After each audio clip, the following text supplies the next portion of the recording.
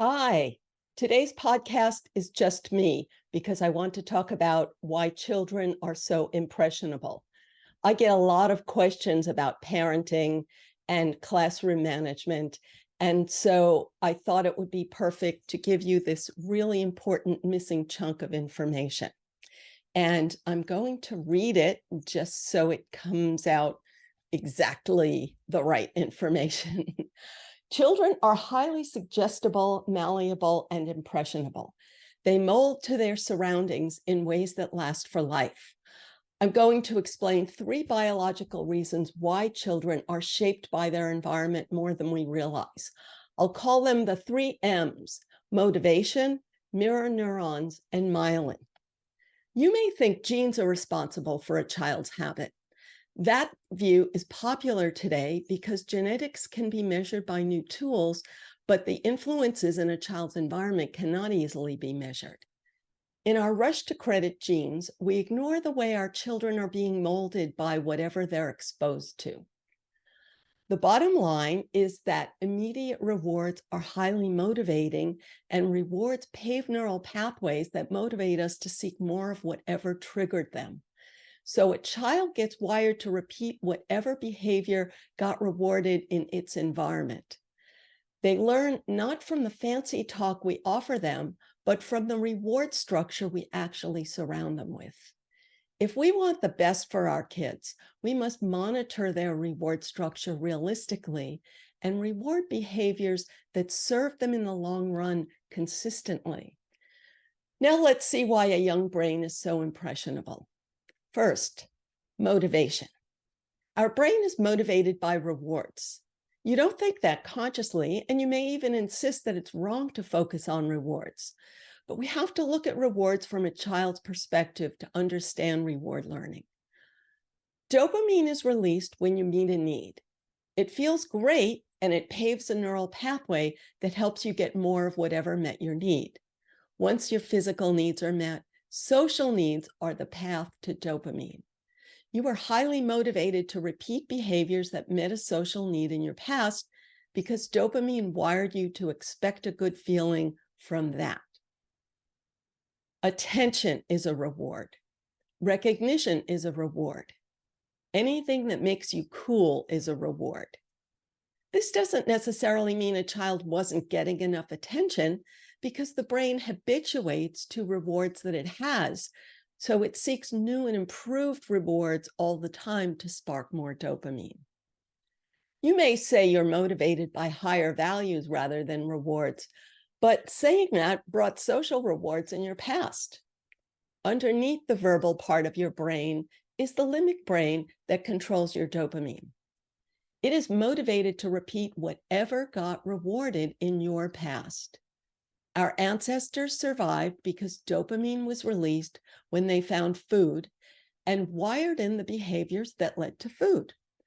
We are all wired by our own past experience. You're not consciously doing something to get a reward. You're just using the neural pathways that you have. Number 2, mirror neurons. Our brain has special neurons that mirror others when they get a reward. Mirror neurons reproduce the behavior inside you and sparks your dopamine. It's only a spark, but repetition builds a neural pathway that tells you to expect this behavior to bring rewards. Imagine a monkey trying to crack open a nut. They watch other monkeys and mirror the behaviors that lead to success. Cracking nuts is very hard for a monkey, but they're very motivated because little protein is available to them unless they crack their own nuts. Mirror neurons play a big role in their ability to meet their survival needs. Mirror neurons work without conscious awareness. They turn on a good feeling when you see someone else get a reward. When you see someone get social recognition, your mirror neurons motivate you to do what they are doing. 3, myelin. The neuroplasticity of youth is caused by myelin. This chemical coats neurons the way insulation coats a wire, so the electricity in your brain can flow much faster. Your myelinated pathways are your autopilot. You rely on these pathways without conscious intent because you flow into them so effortlessly. After puberty, we have little myelin, so the pathways we build in youth serve us for life. In adulthood, you can blaze new neural trails, but they don't become big highways. Rewiring yourself in adulthood is like trying to divert a river into a soda straw. So the pathways you myelate in youth will always matter a lot. You may think a genetic blueprint wired your brain, but this is not true. Animals are born hardwired with the knowledge of their ancestors, but humans are born with the capacity to build our own knowledge from lived experience. Animals meet their own needs at a very young age with hardwired skills, while humans take a long time to build the skill of meeting their own needs. The reward pathways you myelinated in youth guide your reward-seeking efforts throughout life. So, where does this leave us? You may find it hard to believe all of this because you've tried to mold a child and failed. The reason is simple. The child is focused on a bigger reward than what you offered. This happens for so many reasons. First, they habituated to the rewards you offered and seek new and improved rewards elsewhere. Once a child has your attention, getting someone else's attention becomes more rewarding. Second, a jackpot reward builds a huge neural pathway that is hugely motivating. For example, if a young person wins at gambling the first time they play, their brain gets wired to expect rewards from gambling, even if they understand statistics. So if a young person gets a jackpot of social recognition by following the latest fad, that wires them to expect big rewards from following a fad. Finally, you may be rewarding unwanted behavior without conscious intent. The child keeps repeating the unwanted behavior because you keep rewarding it. We all do this for so many reasons. First, you get a reward yourself when you reward a child for unwanted behavior. Maybe you get a moment of peace, or maybe you look like a good person in front of others.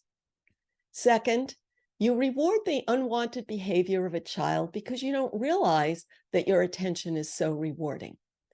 And finally, you reward undesired behavior in a child because you are giving them what you wanted in your childhood because you are wired by your own experience. You think you're doing the right thing by giving someone what you wanted, but what you're giving them may not serve them in the long run. And you don't notice because it feels so rewarding to you. These three reasons are all selfish. We reward children for behaviors that don't serve them in the long run because it feels good to us now. Even with the best intentions, we can wire a child for a lifetime of dysfunction. A child's brain is always responding to the reward structure around it.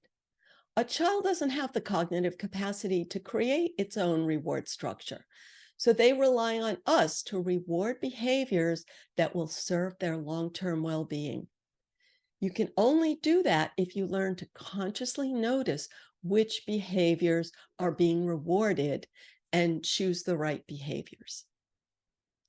You can build the skill of rewarding behaviors that are healthy in the long run and never, ever reward behaviors that feel good now but hurt a child in the long run. I explain this fully in my new book, Why You're Unhappy: Biology versus Politics, which goes live January 9th, 2024.